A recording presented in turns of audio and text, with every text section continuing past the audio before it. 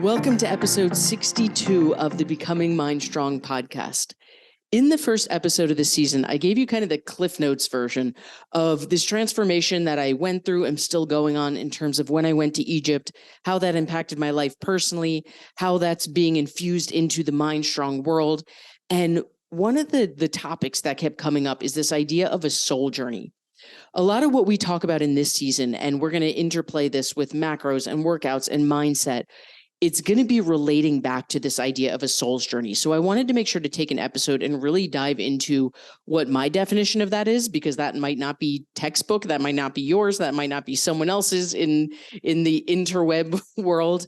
So I want to be clear on when I'm talking about soul journey, what that means, what it doesn't mean, and how that plays into your personal life. So in the episodes ahead, as we dig deeper, as we relate this to macros, to mindset, to fitness, to all this stuff we talk about here, that we're speaking the same language, and most of all, that we're using these as actionable tools to just fully unleash and step into that life that almost feels too good to be true, right? Because we have to feel it, we have to see it, we have to know it before we can step into it. And to me, that's, you heard me reference a pyramid last episode. We're going to talk about that more in the next episode. But in order to step into that unleashed life, we need to make sure we're speaking the same language so we can take the steps to get there. That's exactly what we're about to do in this episode. Let's go.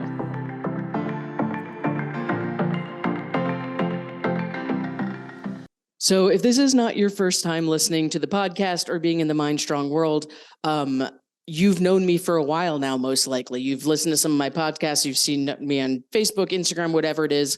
And it's kind of funny I like to relate to myself now as like pre-Egypt Rachel and post-Egypt Rachel. So I say that because if you've been around for a while, you are very familiar with pre-Egypt Rachel. Post-Egypt Rachel, you might have varying degrees depending on how in the Mind Strong world you are. Pre-Egypt Rachel is very big on all the things that we have talked about on this podcast, right? I believe macros to be the single most sustainable approach to nutrition. That is still true. I believe that workouts are the least important part of this. They have fantastic benefits for your health, for your emotions, for your dopamine and oxytocin releases. That is all still true. I believe that mindset, the lens through which we see the world, is not rainbows and glitter and unicorns, that it is neuroscience, and we need to rewire our brain to live the life of our dreams. That is still 100% true. Pre-Egypt Rachel's capital T truths all stand. What I now understand, post-Egypt Rachel, the Rachel that is recording this podcast as of this date, is that all of those things are foundational. They are not the be-all, end-all. It is not like I've got my macros in check, I've got my nutrition in check, I've done the mindset work, and I've rewired my brain for habits that serve me. That's not the be-all, end-all to stepping into your unleashed life. Those are the foundations upon which we now get to step into this other work that I call your soul's journey, your soul's work, right? All of us, I believe, were put into this lifetime for specific things that light us up. And it may be your career, it may be your passion, it may be the human that you are. There's no right or wrong, and nobody knows the answer to this except for you. Now, the challenge is, I should say, that most of us, number one, suppress that, right? We think things like, well, I can't make money off of this, so I'm wasting my time. Or, this is something I'm really passionate about, but my family thinks it's silly, so I'm not going to do it. Or, this is an interest of mine, but like nobody around me seems to think that's a thing, so it must be ridiculous. Who am I kidding? So either we're suppressing the things that light us up, or we're scared of them, right? It just feels too big. It feels like I'm not a person who can do that, or whatever our limiting belief story is. Or the one that we can really dive into in this space and capacity is we don't have that foundation yet, giving us the time, the energy, the space, the boundaries to step into that life that lights us up. And that'll make more sense as we talk about this as the episode goes on. When I'm talking about your soul's work, your soul's journey, I am talking about living that life. And when I do this, if you're listening and as opposed to watching, you can't see the movement. But when I talk about this, I always make this movement of like almost like Superman ripping open his shirt, right? But for me, it's not about a ripping open. It's about my chest expanding. When I am in my center, when I am standing in my power, there's this feeling in my chest, like there is this beaming ray of light that is just uncontrollable. And I need to rip open my chest so that it can shine out into the world. And it's not a one-way street. That light is coming back from other people when I'm in my center, when I'm giving, when I'm receiving. And when I find those moments in life that put me in my center, where I'm doing the activities that I'm shining that light, I'm receiving that light, to me, that is living my soul's purpose. Now, there's a lot of things in this earth that stop us from living our own soul's journey, right? There's limiting beliefs. There's our health. There's the stories that are wired into our brain, whether we consciously chose them or not. All the things that I talk about as being that foundation, those play into what blocks us. And this is why we have to do the work. But we can't do the work until we know what we're aiming for, right? When I talk about macros, it's very clear. Oh, we are learning the skill of macro tracking to get our nutrition in check, right? If we're going to talk about workouts, oh, we're going to do workouts because we want to build some muscle, or we want to lose some fat, or we want to increase our metabolism, or we want to feel stronger. There's very clear goals at the end of that. Even when we talk about mindset, right? If you talk about mindset in the world of Mind Strong, again, it's not rainbow and glitter and unicorns. It's neuroscience. We're talking about mindset because we are going to consciously unwire our brain for habits that no longer serve and rewire them for new empowered habits that help us step into this life. And we need to have the same clarity around what it means for you, because your answer is not going to be mine. My answer is not going to be the same as my best friend's. What does it mean when I talk about I am on this earth doing my soul's work, living my soul's journey? And to me, the definition of that is what lights me up, not in a like, oh, this makes me feel good way, but in an I can't contain my chest from expanding, my light from shining, receiving back from other people. And again, my answer to that is not your answer to that. My answer to that, I can tell you as I continue to learn more and more things, meditation puts me in that state. Yoga puts me in that state. Weight training puts me in that state. Boxing, which is my newest obsession as of the time of this recording, puts me in that state. But the thing that puts me in that more than others, more than anything else, is looking for love and connection with other people.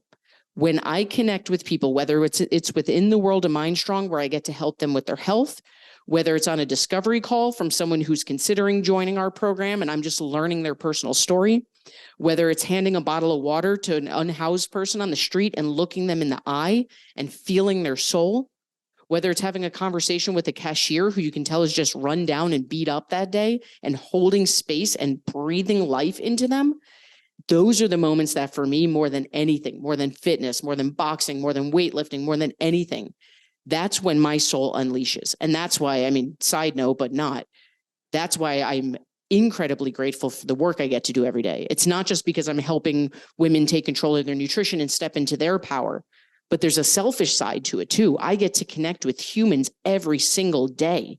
And as I watch them step into their power, holy crap, that's what sets my soul on fire.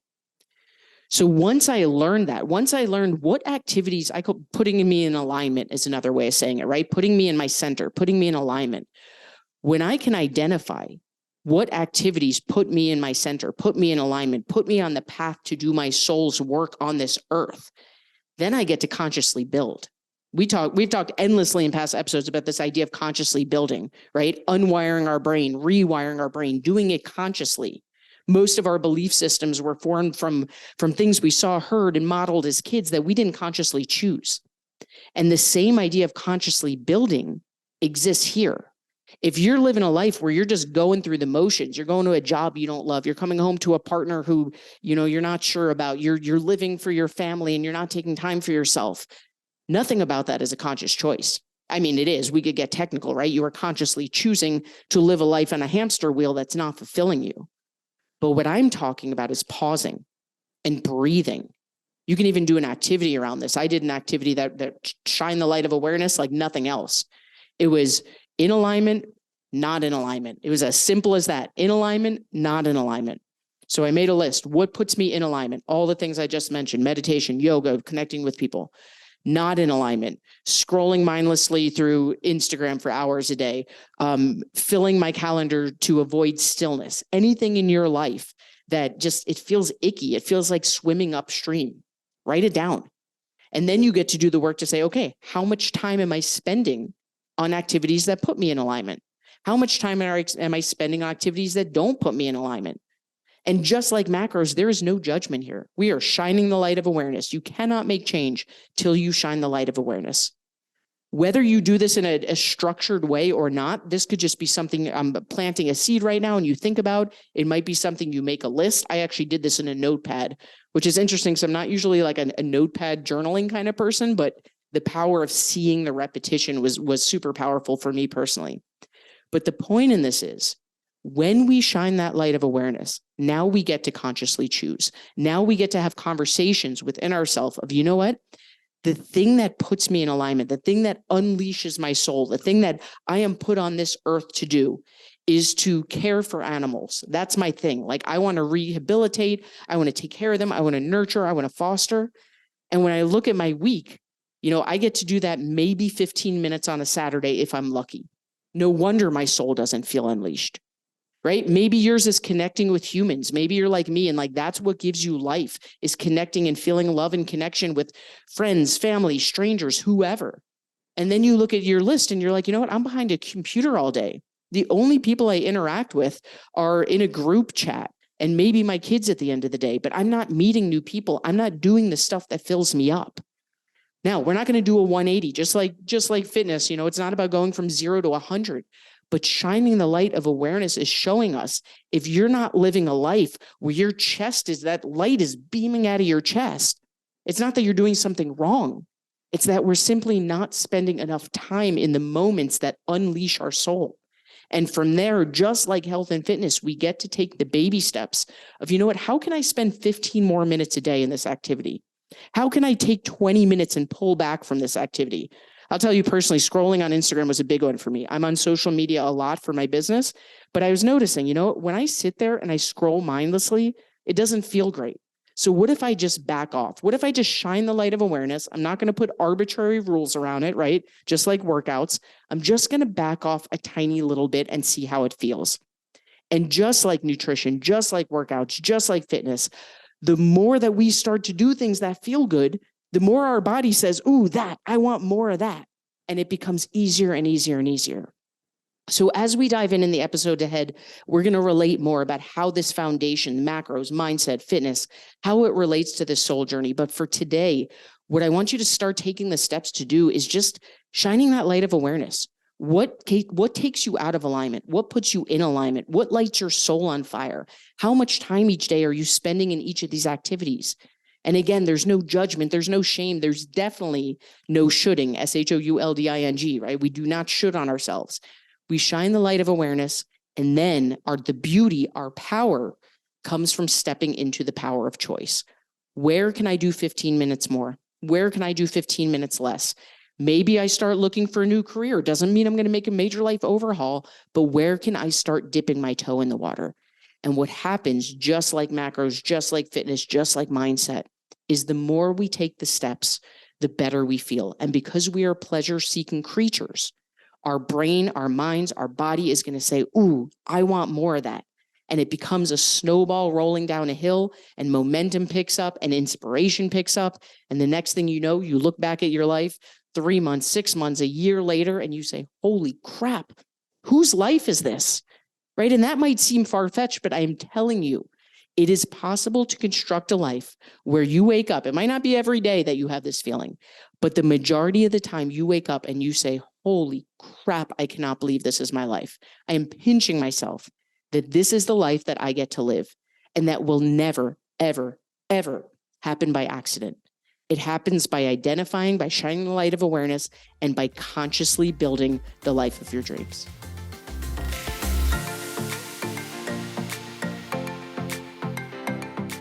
For more information on Mindstrong Fitness or how to work with us, or to grab an invite to our next upcoming workshop, go to www.mindstrongfitness.com.